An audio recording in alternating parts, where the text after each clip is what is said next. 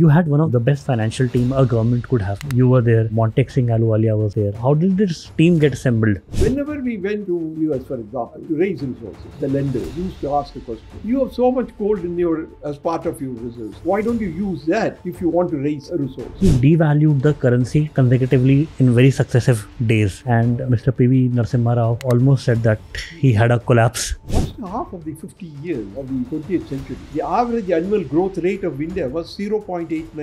And at that time, population was growing at 0.84%.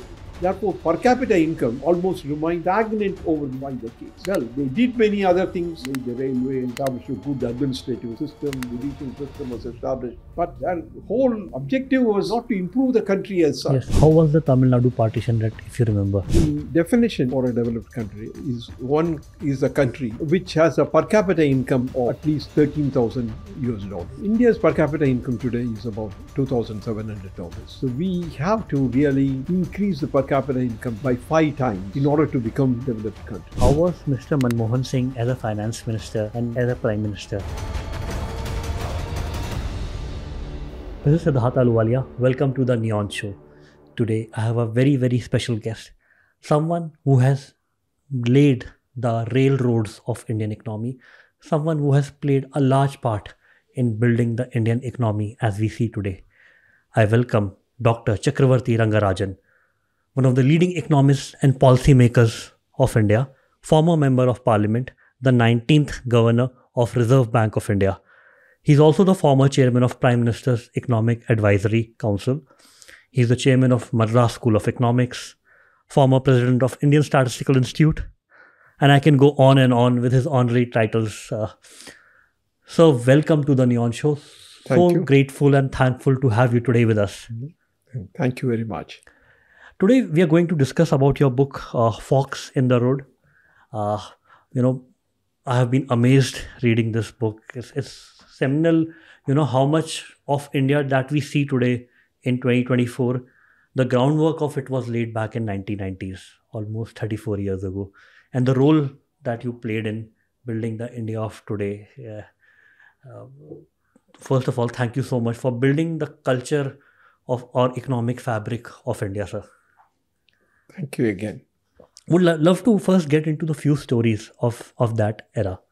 The first one is, what was the BOP crisis or balance of payment crisis that led to the economic reforms of 1991? The crisis essentially was a rise in the current account deficit of the country and the inability to bridge that gap. We were not able to raise adequate resources to cover that gap. And therefore, we were in a situation in which our reserves were inadequate, totally inadequate, and we had to face an acute situation in which the imports had to be curtailed to a very large extent, and that had a very bad effect on the economy. What happened was in the 1980s, the economy grew well, but that was also marked by a situation of high current account deficit and high fiscal deficit. Economists will say that the two are interrelated. And as a consequence of that, we faced a situation in which we had to raise resources to fill the gap and also bring about a change in the whole economic system so that we do not get back into such a situation. So the reforms came as a consequence of the grim situation that we faced at that time, and to introduce measures aimed at both stabilization and reform.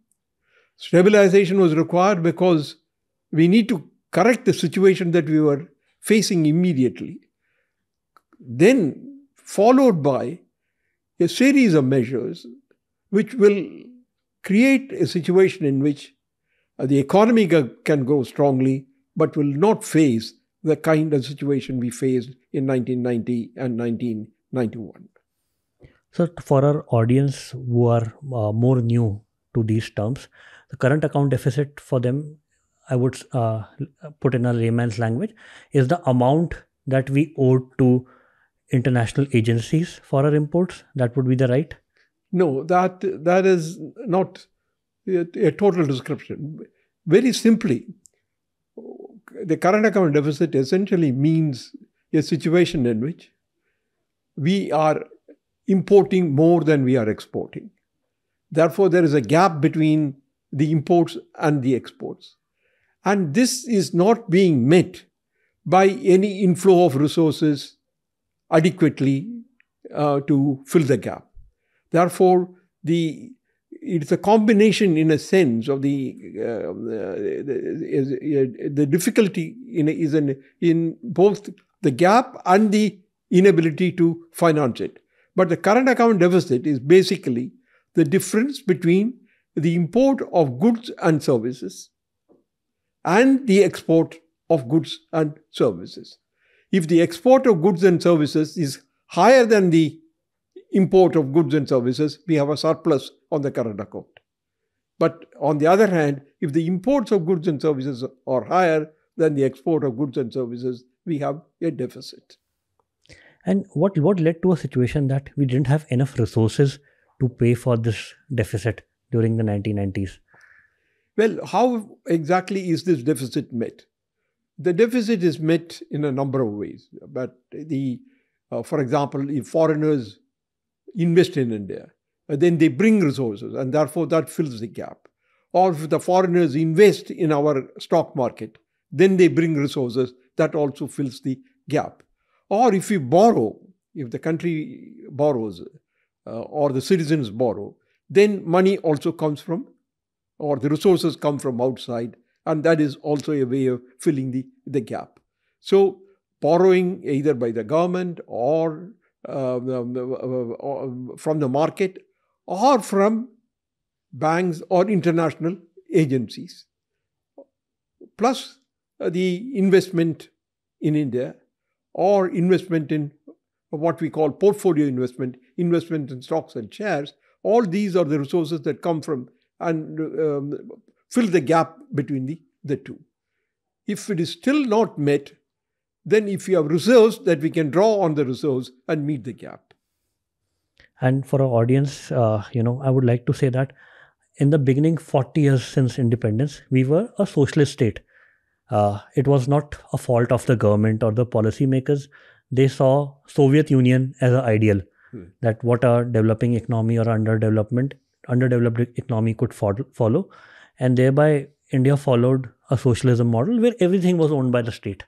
And this led to the disasters of 1980s and the initial 1990s, when you were brought as a leader, as a team to solve it.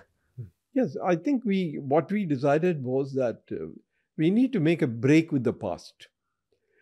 The break with the past happened in three important ways. One was to dismantle the large network of permits, controls, and licenses, and free, so to say, the market to decide where to set up a company, what to produce, how to produce, and all of that. Earlier on, under a strict planning regime, these were decisions actually taken by the planners or the government and passed on. Therefore, in some sense, the first thing was really to move away from controls. The second is also to define the role of the state in a better way. Earlier on, the idea was that it was government which must come in and do everything. That idea was given up or modified. While we recognize the role of the government or the state in economic activity, we did not think that it is the role of the state to take over everything on its shoulders and do it. That is the second one. Third one was, earlier on we followed a policy of import substitution, in the sense that whatever we are importing, we should produce. But that resulted essentially in a high-cost economy. Because if we were able to produce that commodity economically and efficiently, then we would not have imported. So the reason why we imported was that it was cheaper to buy it from Yes. outside. So this process of import substitution earlier on essentially meant that we became a high-cost economy. We abandoned that idea. We moved away from that and said, well, we are going to become part of the world trade. We will compete and try to show that we can do things efficiently. That is why we dismantled the high tariff system, because the protection was given to domestic industry by levying a big heavy import duty. So the import duties were brought down. And sometimes we also simply banned the import of certain items so that they can be produced in India. To a very large extent, we dismantled the physical controls on imports. But there were still some on which we continued, and most importantly, automobile. I mean, even today, I think we are very reluctant to import automobiles from outside. And we impose such a heavy import duty that it is not possible for any normal person to import the automobile. But the basic point is we moved away from high import duties and dependence on controls.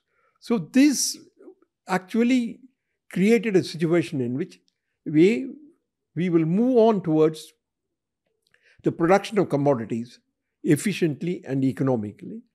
And in that particular process, we would be able to really set up a situation in which we can compete effectively with the rest of the world. And so in the balance of payment, right, you mentioned in your book that we were just on the verge of default. So my question is, who was the default that we owed to? We were doing the default. See, default essentially means in this, we have borrowed. We have borrowed from international agencies like the World Bank, Yes. the International Monetary Fund, and others. Our people, our entrepreneurs and our businesses have also borrowed from outside. Yes. That was not that much at that time. I mean, I think that I forgot to mention in answer to your earlier question, the other important thing that we did as part of the transformation was essentially to allow foreigners to invest in India more freely than before, and also bring in resources from outside to invest in our stocks and in our stock exchanges. These were not permitted prior to 1991, and it was in a very, very limited way. So similarly, I think therefore this is the way in which we try to expand the inflow of resources and at the same time reduce the current account deficit. So it's a very interesting story that to meet this default, IMF was putting pressure on you and the entire government to sell its gold, India's gold. Well, it is not correct to put it that way. It is not IMF which forced us to do that. So, let me say another thing. We never sold gold. We only sent out gold to be used as a security against which we borrowed. And as soon as we repaid that thing, the gold became ours. There was no idea at any time to sell gold. Yes. Only to pledge gold, and the pledge of gold borrow money. So I think I can tell you, I was so much involved in it. I can tell you the story. Absolutely, sir. The point is that when we were faced with a difficult situation, we had a high current account deficit, and we wanted to fill the gap. Therefore, we wanted to go and raise resources. Whenever we went to US, for example, to raise resources, people used to ask the question. I mean, people means the lenders, the lending institutions used to ask the question. You have so much gold as part of your reserves. Why don't you use that if you want to raise resources? So this became a kind of repeated statement that we were hearing. Therefore, we thought that the only way in which we can reassure those people and raise resources from them was really to do something on our part. But as you know, that doing anything with gold has so many emotional implications. Yes. And it is not easy to make the people realize that we had to do it. But I believe that it is the shipping of the gold that really brought home to the people the gravity of the situation in which we were placed. Until then, they didn't know. They thought, yeah, there is current account deficit. These people talk about these things.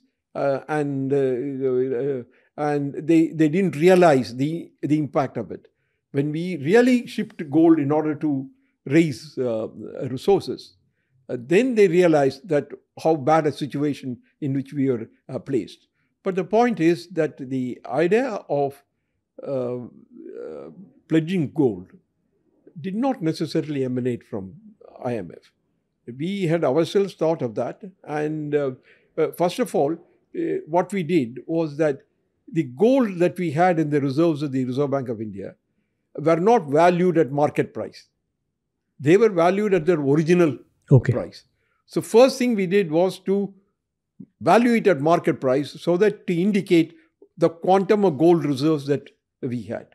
Second, we decided to do it. But then these reserves were part of the balance sheet of the Reserve Bank of India. These gold was not in the hands of the government.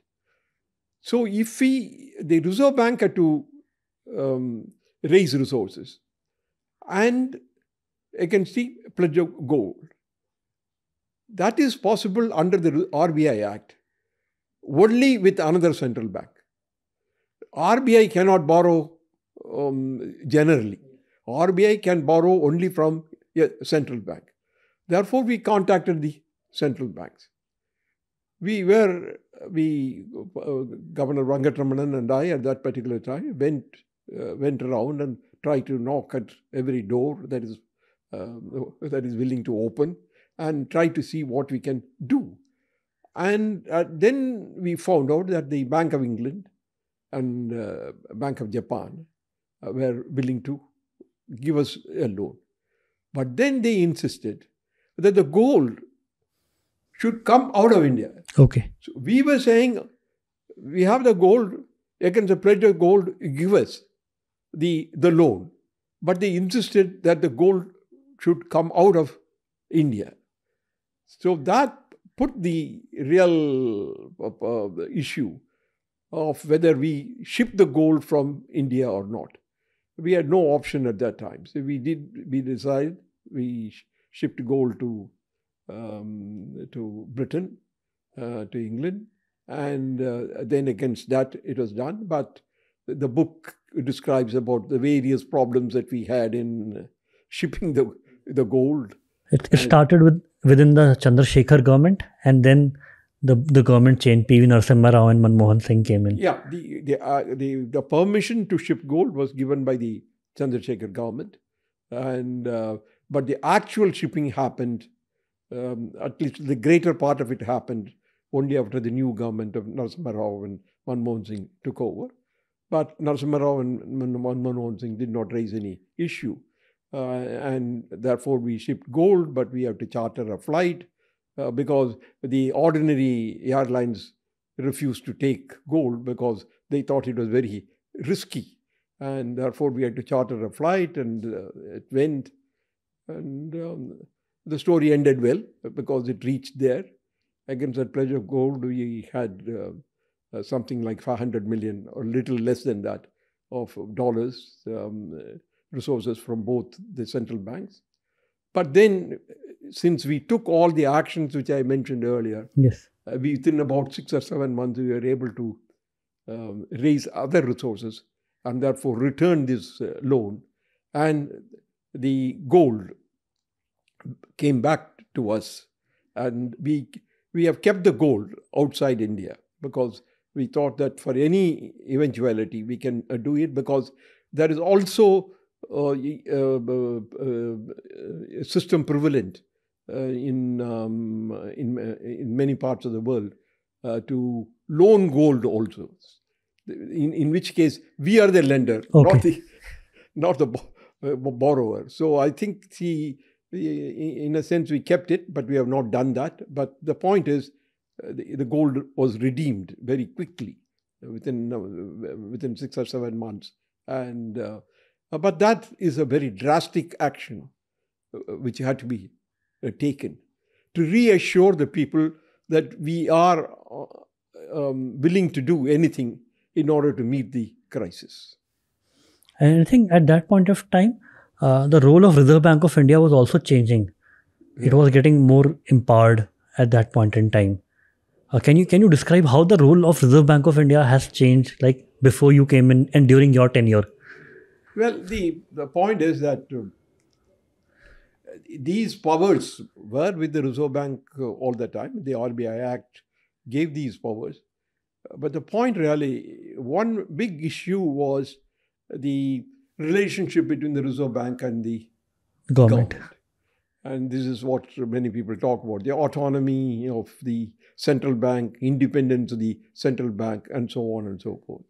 The one major decision which was taken and implemented was regarding the way in which the government obtained resources from the Reserve Bank of India. There was a system of the government issuing what is called ad hoc treasury bills in favor of the Reserve Bank, and against that to get money into the coffers of the government. So this system prevailed for a long time, and because of an agreement between the government and the Reserve Bank of India. I took up this issue, and fortunately Dr. Manmohan Singh, who had also been previously a governor of the Reserve Bank, agreed, and we revoked the earlier agreement in 2 steps, and therefore the government cannot automatically now get money. I mean, I think there are other mechanisms to get money, but it has to be gone through. Whereas in the other method, simply issue the ad hoc treasury bills in favor of the Reserve Bank and then get the money. So that is a very important way by which the Reserve Bank of India assumed certain independence from the government. Therefore, even now, for example, that when government needed resources, revenues were falling, but expenditures have increased, and therefore they needed more resources. Even then, at that time, they did not resort to the direct method. The Reserve Bank of India, in its wisdom, also decided that more liquidity should be provided in the system. So they provided more liquidity. Therefore, the banks had more reserves, the commercial banks, the public sector commercial banks, and as well as others. And as a result of it, they were able to contribute to the bonds floated by the government. Therefore, in a sense, that essentially means that there is no automatic monetization of the deficit, or the fiscal deficit. It has to be an arrangement between the Reserve Bank and the government. So that is an important step that followed and made the Reserve Bank of India a different institution. The other important thing that happened was a modification of the exchange rate system that prevailed. Previously, the exchange rate of that is the value of the rupee in terms of the foreign currency, was determined by the Reserve Bank on every working day. And this is, therefore, the exchange rate was not determined in the market, so to say. And therefore, when we moved to a more free trade regime and so on, and allowed others to invest in India, both in real investment as well as in stock market, we decided that we should also move towards a market-determined exchange rate system. And that also transformed in a big way the way the Reserve Bank of India was dealing with the exchange rate of the rupee. So that's another major change that happened. It went through two stages. Finally, we went to a system of what I would call more or less market-determined exchange rate system. I am using the word more or less because we recognize from the beginning there may be occasions when the Reserve Bank of India may have to intervene in the market in terms of reducing the volatility or in terms of reducing the rapidity with which the value of the rupee was changing. Therefore, we recognize the fact that it may become necessary for the Reserve Bank of India to do it, and therefore we did that. So this is another important change. And the third is, of course, about banking reforms. I mean, people have been talking about banking reforms earlier also. Actually, 1969 was a very important milestone in banking development in our country when the major private sector banks were nationalized. But as the functioning of the banking system evolved, we found out that it is necessary that we have to improve the safety and soundness of the banking system. And therefore, we need to introduce what we call prudential norms, which must be conformed to by all banks, so that banks are solvent, safe, and secure. I think this is one of the important things because, as you know, that the 1969 nationalization was essentially to correct a situation in which the credit flow was confined only to a limited set of people. And therefore, we thought that therefore it was thought at that time that we need to change that pattern. This is what we call allocative efficiency. So the efficiency in terms of allocation of resources for credit. The second change, big change that happened in 1991 is about operational efficiency. If the banks are to function as efficient institutions, then they must be, and they have to, so to say, regulate industry and so on. They must be efficient. Physician, heal thyself. Therefore, it is important that they are efficient. So, therefore, we introduce a set of rules and so on and so forth. So, in some sense, as to conclude this part, I want to say that the Reserve Bank of India during this period acquired more and more powers to regulate the banking system, even to regulate the behavior between the government and the Reserve Bank, and also, as I mentioned, about the exchange rate system. So these are some significant changes that happened during that period. They have been carried forward because almost in a sense that the markets have become more complicated, more complex now than they were even in the early 1990s, and they had to be handled as they evolved. And a very important step that you took as a governor, and I believe you were a very new governor back then. You had just, I think, gone from a post of deputy governor to governor, that you devalued the currency consecutively in very successive days, right? And Mr. P.V. Narasimha Rao almost said that he had a collapse during that. Would love to know that story. See, the point is that why did you do it? Actually, we are going back because this was the beginning of the changes that we were introduced. Actually, the devaluation happened before shipping of gold, actually. And the devaluation was also, one of the steps that we have to take to reaffirm and to make the others, the lenders abroad, to feel that we are taking all actions that are required in order to correct the situation. Devaluation is always regarded as one way of curtailing imports and encouraging exports. Yes. And that is the reason why you devalue the currency. The imports become more costly, therefore there is a reduction in imports.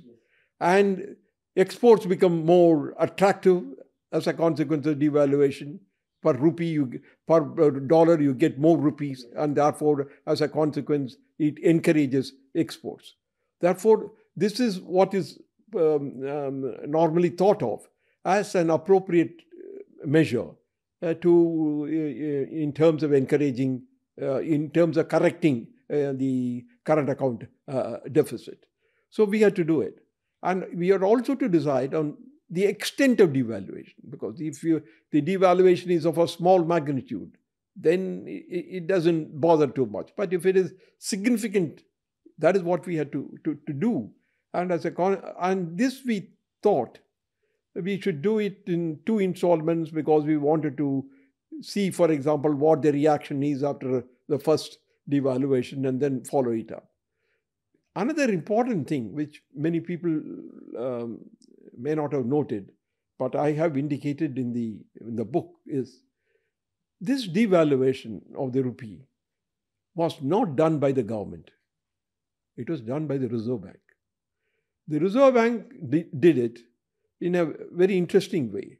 As I mentioned to you earlier, the Reserve Bank determined the exchange rate of the rupee every day. So in the process of determining the exchange rate of the rupee, one morning I suddenly announced a steep fall in the value of the rupee. So it did shake the market, because the market was not expecting anything like that. And then we felt that we should go ahead, because that is not enough. So we went 2 or 3 days later and did that. It was at that time there was some feeling in Delhi, because this was not happening in Delhi. This is happening in Bombay. Yes. There was some concern about whether this is appropriate, whether we are going too far and all that. But I was anyway cut off from there, and therefore on the appointed day, I went ahead and did it. But then Dr. Manmohan Singh called me, and then I said, yes, I have used the word, I have jumped.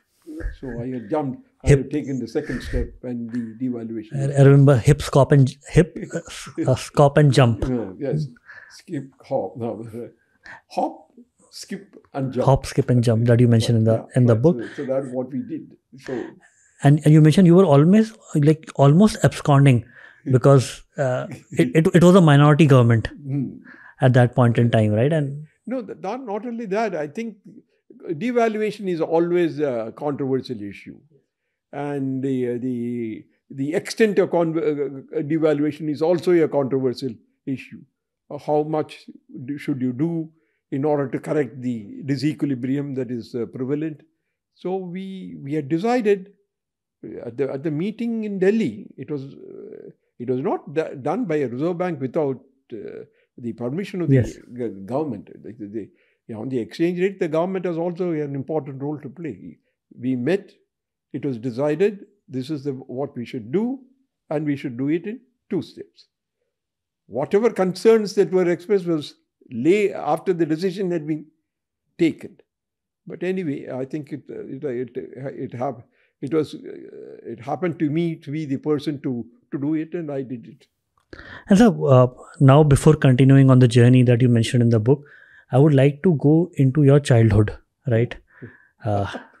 And do you remember, the place that you grew up in before partition, right? Some memories of that place and your childhood.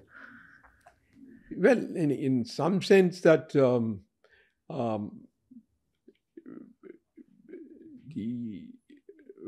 when India gained independence, I had just finished school. So bulk of my school career was when India was under the British. And which city you were in? The British rule. I see. I cannot talk of a city, because my father was in judicial service. Yes. and it being a transferable job, we moved from one place to another place. Believe it or not, I studied in 5 different schools. Okay. And it had an advantage. I saw diversity, but it had a disadvantage. At every time I had to go acquire new friends and get adjusted to a new environment. But that was it. But the whole point is that I need to say this, that those who were part of the government service at that time were also in a difficult situation. It is not that they did not realize that we need to get away from the British rule, but they were part of the government, like my father.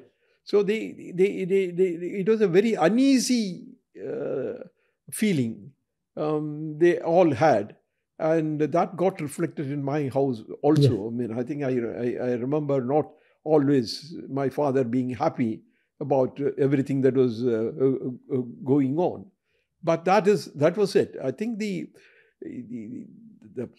point is that when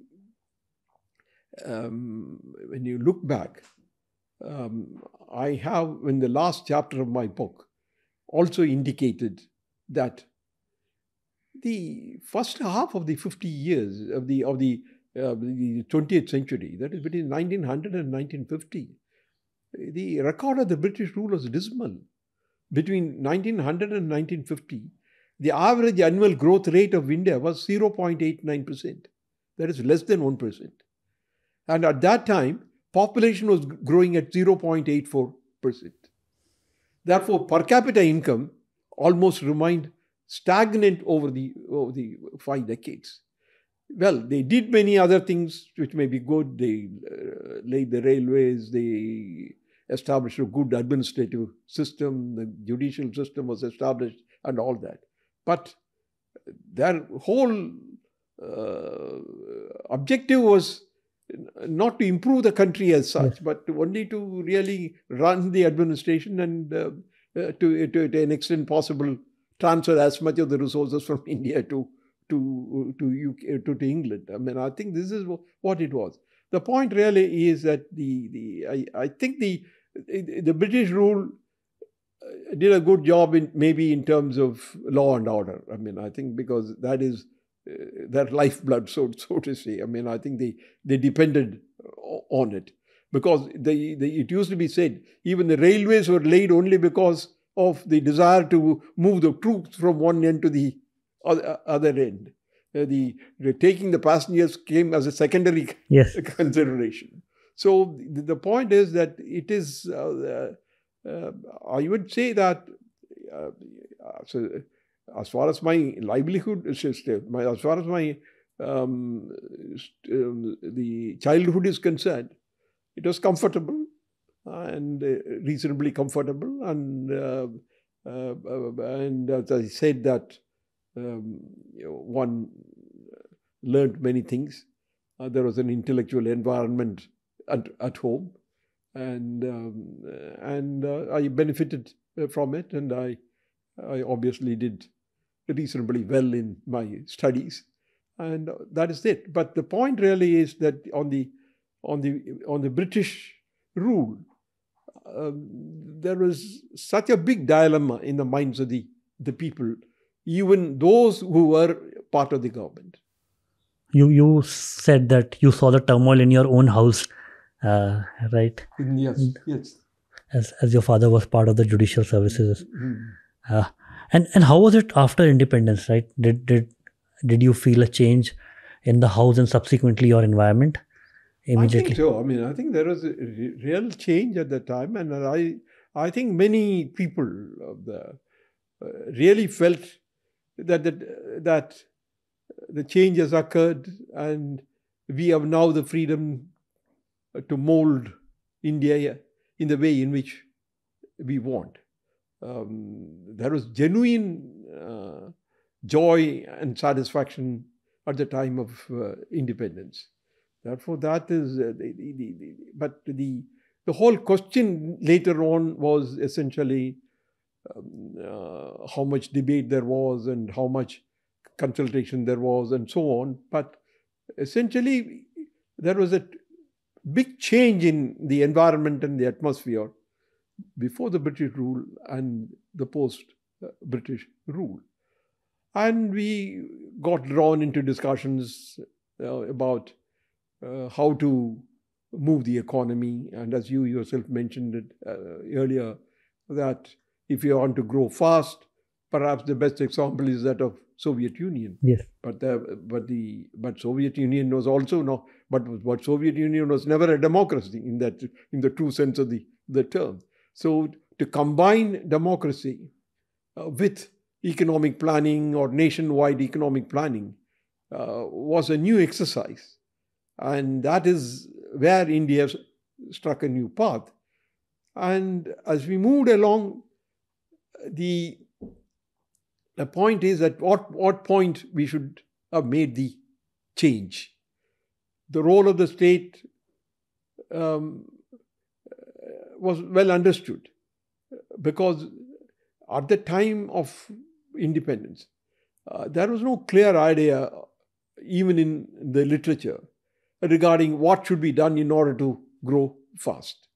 That literature was also growing at that time. Development economics was not well known at that time. Therefore, we had to experiment. But the core question is that could you have changed direction, or could you have modified, not changed direction fully, but modified the direction?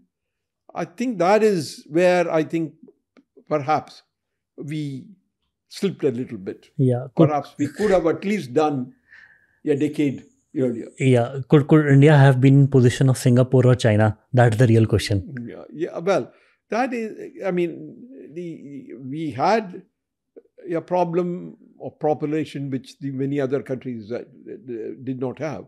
But the point really is that in the light of our own experience, what should we have done?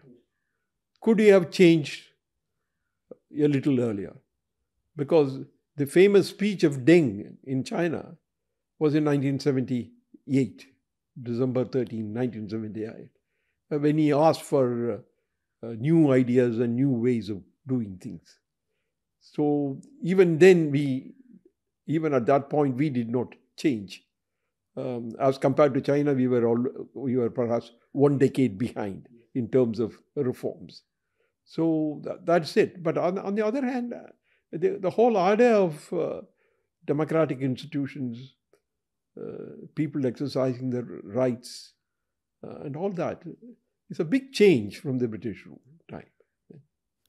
And you were also there when there was Tamil Nadu partition. Like, how was the Tamil Nadu partition, that if you remember? The Tamil Nadu partition is what? Between, you see, when I was studying and all that, and when my father was in the judicial service, we were then in the Madras Presidency, as it was called then. It comprised of some part of Kerala, some part of the whole of Tamil Nadu, the whole of Andhra Pradesh, and so on. So this was the big thing. So the first thing that came, this was before even the linguistic states were formed, was to separate Andhra from Tamil Nadu. So you see, the moment democracy took root, language became an important issue, because if institutions are to be run by people and people speak a particular language, then that gains importance. Therefore, the language of the state assemblies became basically the language of that region. But multiple languages didn't seem to fit in with that, and therefore the linguistic states are a natural consequence of the spread of democracy. That's the way I look at it.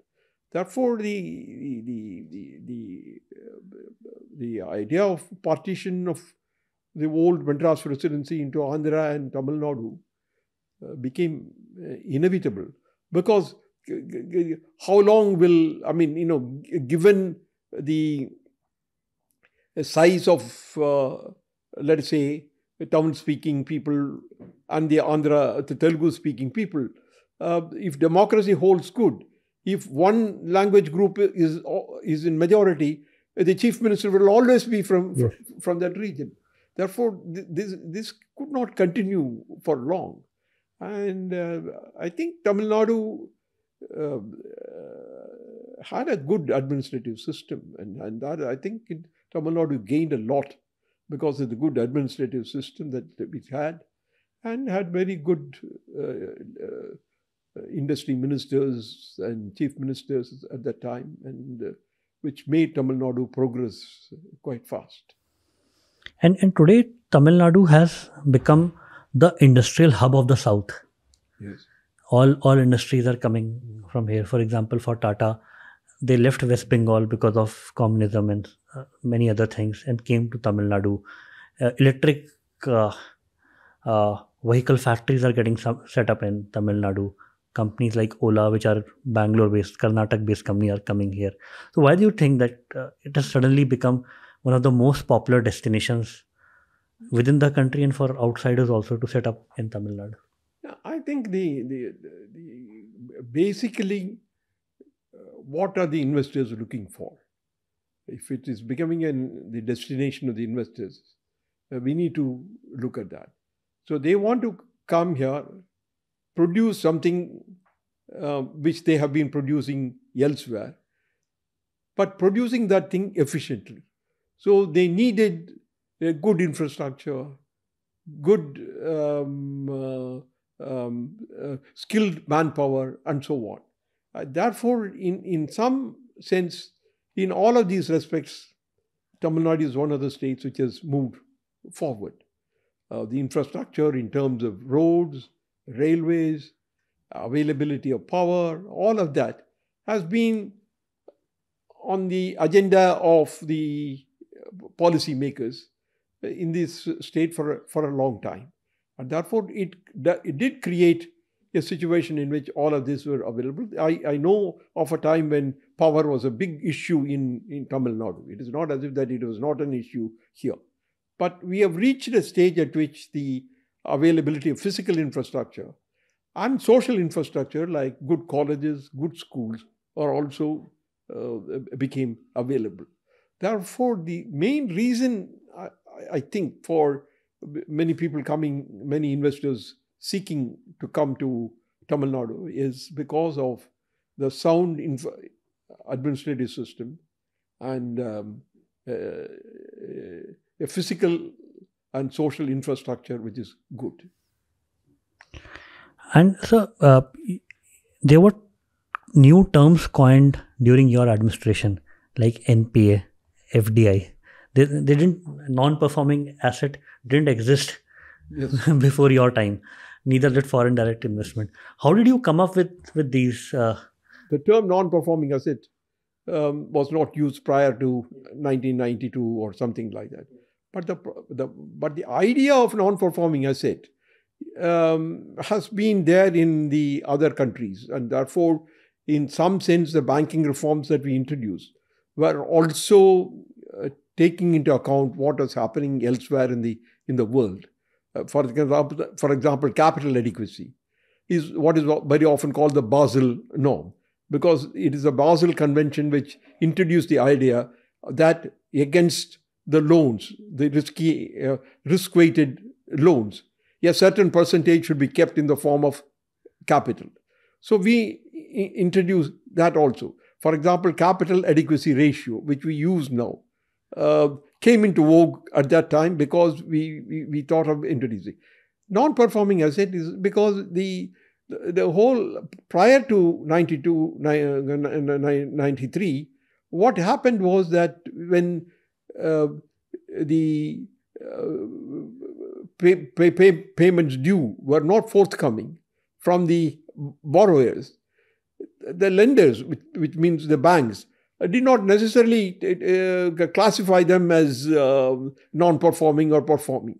They were all said, yes, it will come someday or sometime or something like that. But it is after the introduction of those norms of when a particular asset will be defined as were treated as non-performing. That is, the 6 months, 9 months, I mean, it changed from time to time, and the period has been shortened from time to time. Then we could identify or call that as non-performing assets. So these terms like capital adequacy, non-performing assets, all came along with the reforms that we introduced. It is a consequence of the reforms introduced that these classifications became more well-known, and now people talk about are they adequately capitalized, how high is the non-performing loans, I mean, and so on. Yeah. So I would like to ask, right, you had one of the best teams during 92, the best financial team a government could have, and India has till now, right? You were there, Montek Singh Ahluwalia was there, and a couple of other folks, right? How did this team get assembled? And Mr. Manmohan Singh was also there as part of that team. Well, I don't think it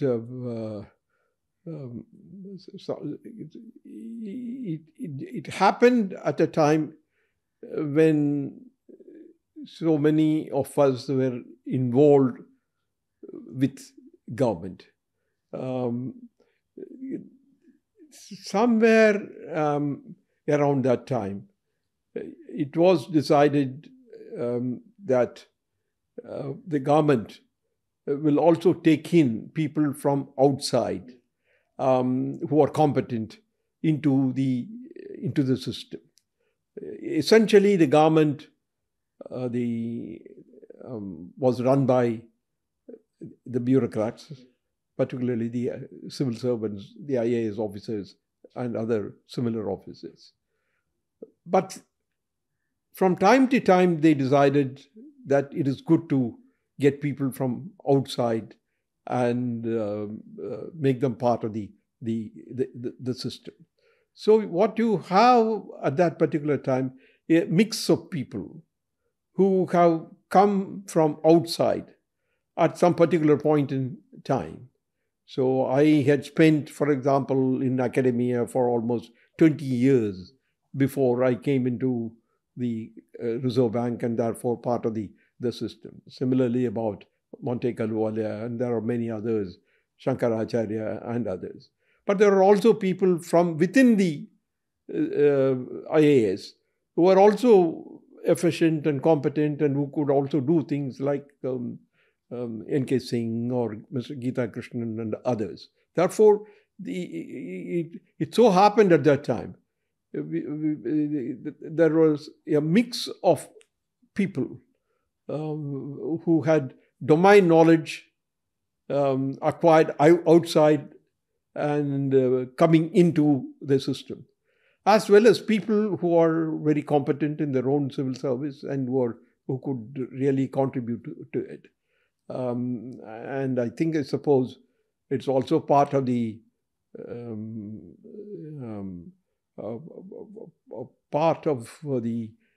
the management skills of the policy makers.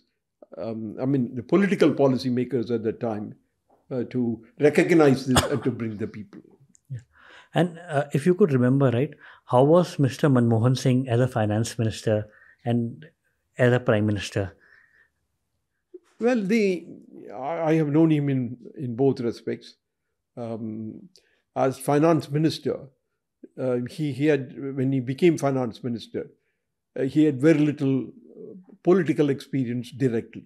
I mean, he has dealt with politicians because he has been in the government and therefore dealing with politicians who are finance ministers or who are commerce ministers and so on and so forth. But he was himself not in politics. That was his first experience as a politician. But it is also true that he went in as a finance minister because of his technical capabilities and technical powers. It was a recognition of his capabilities as an economist, as a practicing economist, that brought him in to the position of the finance minister. And then he delivered a very competent regime. All these reforms could be introduced. We were part of the team, but he led the team. And in a sense that Narasimha Rao played the role of providing the political support to the new economic regime. So Narasimha Rao's role is also very important. And many people do not realize Narasimha Rao at that time as Prime Minister was also Minister in charge of industries. And therefore the whole system of controls, licenses and all were knocked down by his ministry. There are many other things which were done which for which Dr. Manmohan Singh was directly responsible. But the point essentially is that as finance minister, he functioned for most of the time as a technical expert. But he delivered. I mean, I think that's important. But as Prime Minister, by that time, he had not only been the finance minister for almost 5 years, but he was also leader of the opposition in the Rajya Sabha. And therefore, as Prime Minister, he had by that time lot of political skills also under his control. And that made the difference. But I think the most important thing as Prime Minister was that he was able to give a direction to the way the government is being run, not only from the technical angle of finance, but also from various other perspectives also, whether it is foreign policy or whether it is Jammu and Kashmir or whether it is something else. Besides finance, he was able to guide. And the first term of Manmohan Singh as Prime Minister showed that he can handle all of this. And really, it led to a situation in which the country grew at a very fast rate and gained acceptance in all other areas also. The second term of his as finance as Prime Minister was slightly different because that was a period beset with too many political problems. Yeah, there were too many scandals happening left, right and center. Yeah, and therefore it did not come up as well. But as Finance Minister, he did excellent job. As Prime Minister, he did excellent job in the first term. The second term was somewhat clouded by other factors. Yeah. And I believe that if he had contested as a Prime Minister for the third time, the Congress government would have a fair chance in 2014. But he withdrew at that point of time that he doesn't want to be a Prime Minister again.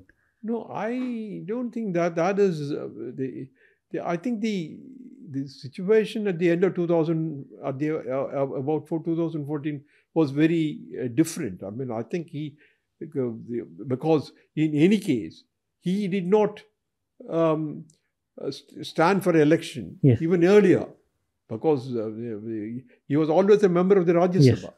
So that is different. So in 2014, it is not the fact that he did not stand, because he did not stand for election even. But it was clear that he would, if Congress wins, he would not be the PM. It's either somebody, Rahul Gandhi or somebody else would have been the PM. Well, I don't think it was made up that quickly, but it was made up that way. But the point really is there were too many things which came into conflict at that time, and whether the Congress party would have been able to clear them and get a chance. But it was doubtful even at that time. It is not as if it was very clear that Congress will lose it or not. But the point was that there were problems in the second half, if I may say so, of the second term. And you also decided to step back from active roles in 2014. Yes. See, the point really is that by the time I had become chairman of the Economic Advisory Council and all that, and I was also deeply involved with the policy making. Yes. Therefore, once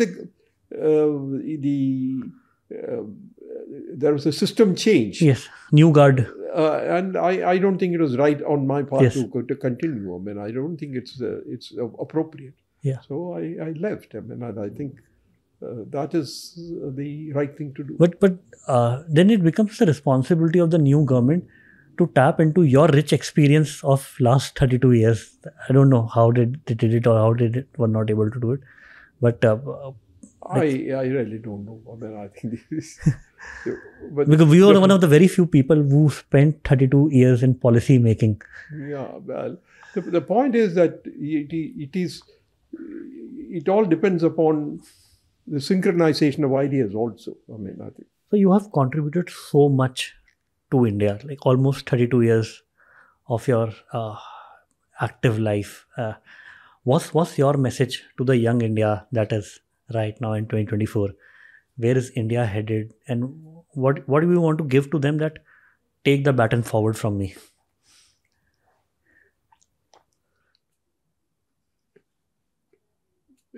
In a sense that we have to set a new goal.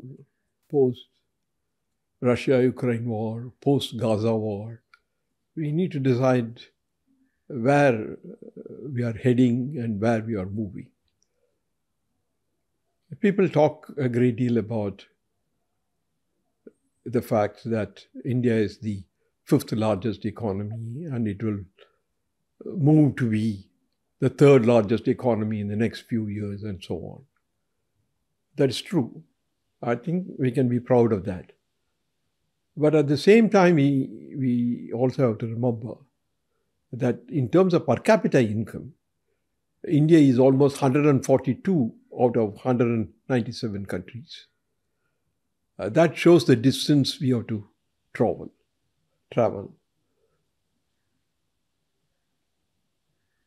We talk about India becoming a developed country. What is a developed country? The definition that we normally use for a developed country is a country which has a per capita income of at least $13,000. India's per capita income today is about $2,700. So we have to really increase the per capita income by 5 times in order to become the developed country. It is a good aspirational goal. I think we need to set that before us. It's good to do that. But we really need to understand also the problems that we will face, the challenges we have to meet. We really need to raise the investment rate in the country by another 2 or 3 percentage points. And we also have to reckon with the fact that the growth rate of the developed countries is going to somewhat be slower hereafter. OECD has almost said a secular decline in the growth rate of developed countries. And at the same time, we have problems about climate change, the need for reducing emissions and all that. It will essentially imply that the world as a whole cannot be growing at the rate at which it was growing in the past. If you have to reduce the emissions, we will have to reduce the production of certain output. Therefore, there are problems that lie ahead of us. I would really think that even though we may not achieve exactly the developed country status, we need to grow at least at about 7% per annum. And if the incremental capital output ratio is 5:1, then the investment rate has to be at 35%. I think that is one good goal to keep in mind. The second is really, we have to deal with the technological changes that are happening. These technological changes are somewhat different in character from the technological changes that happened earlier. The AI and generic AI and other things are essentially substituting not the manual labor, but even the intellectual labor.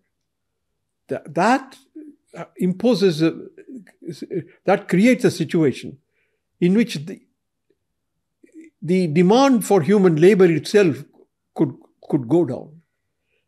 To put in the language of the economists, the employment elasticity of income may come down. That is, for a given increase in income, you may need less people than before. Then that creates a conflict between employment growth and output growth. Previously, when there was output growth, there was automatically an employment growth. But that may be affected to some extent in the coming years. The third thing that we need to look at is also on which we should focus on which sector should we focus on. Some people say that South Korea and even China moved fast because they focused on exports. That is true. But that is no longer possible when even the developed countries are not going to grow fast. And the attitude in the developed countries is also changing in terms of free trade. They taught us about the advantages of free trade. Now they are making a retreat from that position. Therefore, the point is that the growth strategy hereafter will have to be multidimensional. It is not just manufacturers, it is not just services, it is not just exports. We need to be able to excel, or we need to be able to have control, ability to move into various areas, whether it is exports or manufacturers or services. That is why I say the strategy must be multidimensional, not like an earlier time saying that, look, exports will pull the country out and so on and so forth. So in this context, the challenge before the young people is very great.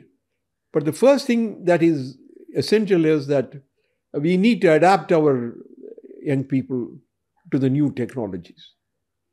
We have to be the skill development. We cannot ignore. I think the new skills which are required must be inducted, and our people must be capable of handling the new technologies. Therefore, the young people should really do that. The second, of course, is efficiency. And efficiency in what way? I mean, I think we must be capable of not only adopting the technology, but also using it efficiently. That is where the skill again comes in. Therefore, the problem before us really, and therefore the problem before the young, because the next 20 years through which we have to go in order to achieve the status of a developed country, that responsibility lies on the shoulders of the young. And therefore they have to do it. And therefore they have to adapt themselves to the new technologies and the new environment in terms of production that is happening. Thank you so much, sir. Yeah. I've been really grateful to have you today with us. I can't express how delighted I am to share the stage with you and share your message with our audience, right, who look up to you for what you have done for the country. Thank you. Thank you very much. I also enjoyed the conversation with you. Thank you so much, sir.